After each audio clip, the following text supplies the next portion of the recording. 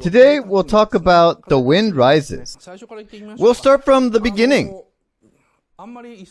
I will speak slower than usual. It's no use talking fast.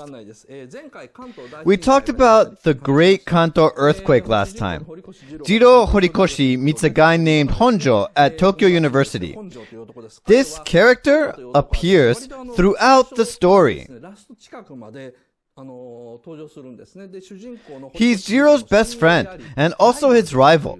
His role in the story is very important, like Jigen Daisuke in Lupin III. This character Honjo is based on a real-life figure with the unusual name of Kiro Honjo.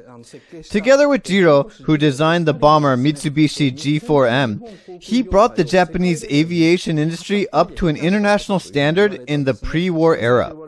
He was considered a genius. Honjo stood out even more in Hayao Miyazaki's first draft of The Wind Rises.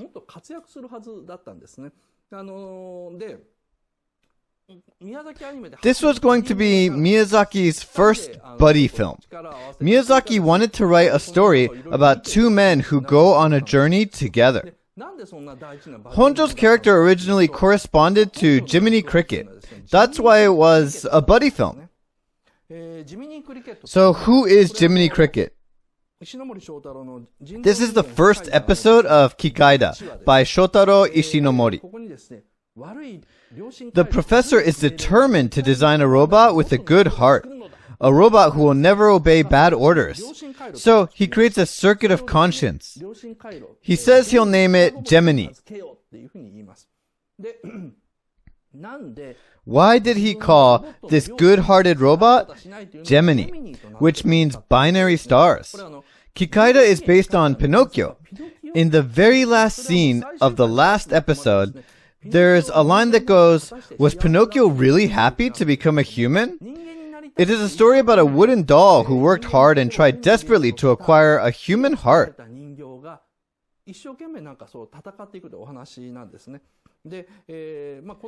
Kikaida is based on the Disney version of Pinocchio. In the Disney version, Pinocchio was granted the right to become human by a goddess, but he can't distinguish between right and wrong. So Jiminy Cricket, who is actually a cricket, serves as his guide. Jiminy Cricket teaches the newly born Pinocchio, who doesn't know what's good and what's bad, what he can or can't do. Jiro is a genius, but although he knows the basics of right and wrong, he doesn't understand the complexities of good and evil. Jiro doesn't speak his mind. In fact, he hardly talks at all. So, in Miyazaki's first draft, he has Honjo asking Jiro, "Do you think this is right? Or does this make sense to you?" in order to uncover the causes of the war. Honjo was the Jiminy Cricket, and Jiro was depicted as an enigmatic man.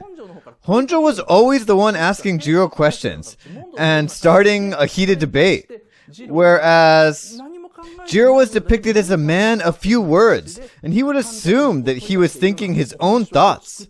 In other words, Jiro was the Nausicaa, and Honjo was the Kushana.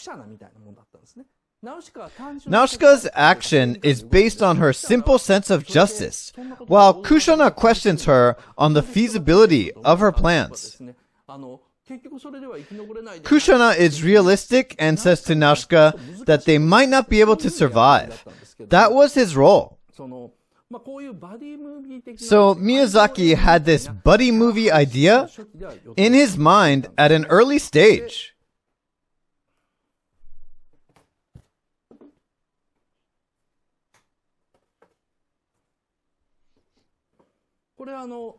This is when Honjo appears for the first time. The library of Tokyo University is on fire as a result of the earthquake. The books are burning. He's working hard trying to save the books from the fire when he suddenly takes a break and sits down to smoke a cigarette. He can be erratic and impulsive. This is 2 years later in a canteen in Tokyo University. They're eating lunch. He scolds Jiro, who always orders mackerel, saying, "We are living in the Juralumen world. You should eat tofu and beef like the rest of us." Instead of saying, "Eat steak," he says, "Tofu and beef," because they were poor and that was all they could afford. Later on in the film, when Honjo actually sees the Junkers G38 covered with Juralumen, he freaks out. This scene is linked to that. Honjo always reminds Jiro what is happening in the world around them. He reflects society. That is his role. Jiro, on the other hand, is fascinated by the curved bone of the mackerel. He picks up the bone with his chopsticks and goes to his classroom to trace the bone. He places the bone underneath a paper and traces it with his pencil. He tracks the curve beautifully. Jiro is excited and says, "Honjo, check this out! You can find the same curve as this mackerel in the Naka model." At first I was confused when I saw this scene in the movie theater, but then I saw the storyboard and I finally understood. Naka stands for National Advisory Committee for Aeronautics in the US. Naka is the predecessor of NASA. Until it became NASA in 1958, it was an institution for developing aviation technology. The most famous facility of Naka was the Langley Research Center. This center had a state-of-the-art wind tunnel. It could generate a wind with the speed of sound. The center sought to perfect the wings, surface, and shape of aircrafts.